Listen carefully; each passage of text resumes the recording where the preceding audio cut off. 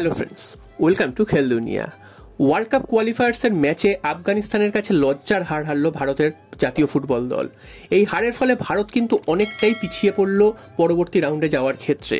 তো আজকের আফগানিস্তানের বিরুদ্ধে কিন্তু একটা সম্মান রক্ষার ম্যাচ ছিল, কারণ গতদিন আফগানিস্তানকে হারাতে পারেনি অ্যাওয়ে ম্যাচে গিয়ে। তো সেটা মনে করা হয়েছিল অ্যাওয়ে ম্যাচ খেলতে গেছে, সেখানে হয়তো মাঠের সমস্যা বা আবহাওয়ার জন্য কিন্তু ভারতীয় দল পেরে ওঠেনি। আজকের হোম ম্যাচ তাদের নিজেদের দেশের মাটিতে খেলবে। আজকের কিন্তু ভারতীয় দলের থেকে প্রত্যাশা ছিল অনেক, এবং ভারতীয় দল আজকের যদি জিততে পারতো তাহলেও কিন্তু ভারত একটা অ্যাডভান্টেজ জায়গায় থাকতো।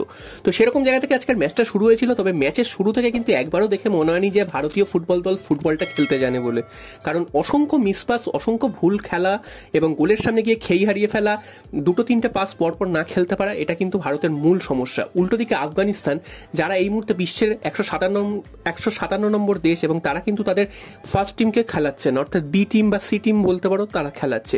তো সেই টিমেও কিন্তু আজকের ভারতীয় দলকে প্রায় নাচিয়ে ছেড়েছে, এবং তারা যখন আক্রমণ করছে বা তারা যখন বল পজিশনে রাখছে তখন কিন্তু তাদের খেলা যথেষ্ট ভালো লাগছে ভারতের ফুটবলের থেকে। এবং তারা কিন্তু প্রথমার্ধে এগোতে পারেনি তাদের নিজেদের ব্যর্থতার জন্য। ভারতীয় ফুটবল দল একমাত্র গোলটি করে সুনীল ছেত্রী, তিনি কিন্তু পেনাল্টি থেকে গোল করে যান।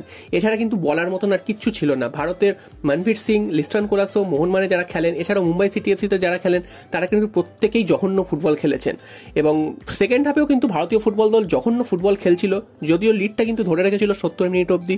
তারপরে কিন্তু ছন্দপতন ঘটে এবং ভারতীয় ফুটবল দলের ডিফেন্সের ব্যর্থতা থেকেই কিন্তু গোলটা করে চলে যায়।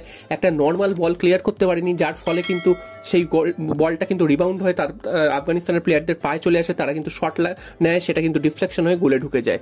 এবং এই গোল হয়ে যাওয়ার পর মনে করা হয়েছিল ভারতীয় দল অন্তত চেষ্টা করবে বা অ্যাটাক করবে ওভারঅল, কিন্তু সেটা কিন্তু একদমই করতে পারেনি। উল্টা কিন্তু আফগানিস্তানি কিন্তু ম্যাক্সিমাম টাইমটা নিজেদের পায়ে পজিশন রাখছিল এবং তারাই কিন্তু অ্যাটাক করছিল। তারা কিন্তু এর আগেও কিন্তু এগিয়ে যেতে পারতো, তবে 88 মিনিট নাগাদ কিন্তু পেনাল্টি পায়, সেটা কিন্তু গুরপ্রীত সিং সান্ধুর ভুলের জন্য পেনাল্টি পায়, এবং সেই পেনাল্টি থেকে গোল করে 2-1 গোলে এগিয়ে দেয় এবং ম্যাচ কিন্তু 2-1 গোলেই শেষ হয়। তো এখানে সব থেকে বড় প্রশ্ন হচ্ছে ভারতের কোচ ইগর স্টিমাচ, যিনি কিন্তু 5 বছর ধরে ভারতীয় দলের দায়িত্বে রয়েছেন, তিনি এখনো জানেনই না যে ভারতের কোন প্লেয়াররা খেলতে পারে বা কোন প্লেয়াররা খেলতে পারেন না, কোন প্লেয়ারকে খেলানো উচিত কি উচিত না। ইগর স্টিমাচ কিন্তু গুরপ্রীত সিং সান্ধু বা রাহুল বেকের মতন প্লেয়ারদের কিন্তু দিনের পর দিন বয়ে নিয়ে যাচ্ছে, যেখানে কিন্তু ইনফর্ম প্লেয়ার অর্থাৎ বিশাল কায়েত, তিনি কিন্তু এই মুহূর্তে সব থেকে ভারতের সেরা গোলকিপার, তাকে কিন্তু বসিয়ে রেখেছে। এছাড়াও কিন্তু ডিফেন্সেও কিন্তু সেরকম রাহুল বেকের মতন প্লেয়ারকে খেলিয়ে যাচ্ছে, প্রত্যেকটা ম্যাচ খেলিয়ে যাচ্ছে, তারা পারফর্ম করুক কি না করুক। তো এইরকম প্লেয়ারদের খেলিয়ে যাচ্ছে এবং স্টিমাচ কিন্তু বড় বড় কথা বলেন। তিনি বলেন যে প্র্যাকটিসের সময় পাইনি, হ্যান না তেন না। তো এবার কিন্তু তিনি অনেকটা টাইম পেয়েছিলেন প্র্যাকটিসের জন্য, তারপরেও কিন্তু এই পারফরমেন্স। এবং ওভারঅল কিন্তু দেখতে গেলে ভারত কিন্তু তৃতীয় রাউন্ডে যাওয়ার সম্ভাবনা প্রায় নেই বললেই চলে, কারণ এরপর কিন্তু কাতারের সাথে তাদের অ্যাওয়ে ম্যাচ খেলতে হবে এবং কুয়েতের সাথে হোম ম্যাচ রয়েছে। তো কুয়েতকে তাদের হারাতেই হবে। তো ভারতীয় ফুটবলের এই মুহূর্তে যা অবস্থা, কুয়েতকে হারানোর মতন ক্ষমতা তাদের নেই।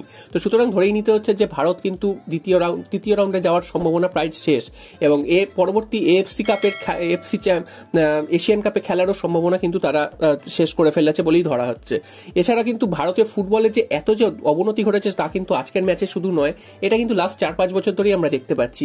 আগের এশিয়ান কাপ যেটা 2019 সালে হয়েছিল, সেই ম্যাচে যে পারফরমেন্স করেছিল তারপর থেকে কিন্তু ভারতের অবনতির সূত্রপাত। এবং তোমরা যদি দেখে থাকো, এরপরে কিন্তু বাংলাদেশ, নেপাল, মালদ্বীপস এদেরকে হারাতে গিয়ে কিন্তু হিমশিম খেয়েছে ভারতের জাতীয় ফুটবল দল। এবং তারা কিন্তু কোনোভাবে জিতলে সেটাকে এত বড় করে তারা দেখিয়েছে যে মনে হয়েছে যেন কত বড় দেশকে হারিয়েছে, সেটা কিন্তু নয়। এছাড়াও কিন্তু ভারতের কিন্তু খেলার যে ধারাবাহিকতা, সেটারও কিন্তু অভাব রয়েছে। তো সব মিলে কিন্তু একটা লজ্জার পারফরমেন্স দিয়েছে ভারতবাসীকে উপহার। এবং সুনীল ছেত্রী, তিনিও কিন্তু আর খেলতে পারছেন না। আজকের গোল করেছেন ঠিকই, তবে তিনি কিন্তু পেনাল্টি থেকে গোল করেছেন, তারা কিন্তু সারা ম্যাচে কিচ্ছু করতে পারেননি। এছাড়া মনভীর সিং, তিনিও তো যথেষ্ট বাজে ফুটবল আজকের খেলেছেন, যার খেসারত ভারতীয় ফুটবলকে দিতে হয়েছে। এবং সমস্ত প্লেয়ারেরই কিন্তু আজকের দোষ আছে বলা যায়। এবং গুরপ্রীত সিং সান্ধু, তিনি কি করে যে গোলের নিচে দাঁড়াচ্ছেন সেটাই বোঝা যাচ্ছে না। তার কিন্তু এই মুহূর্তে একদমই আউট অফ ফর্ম চলে গেছেন।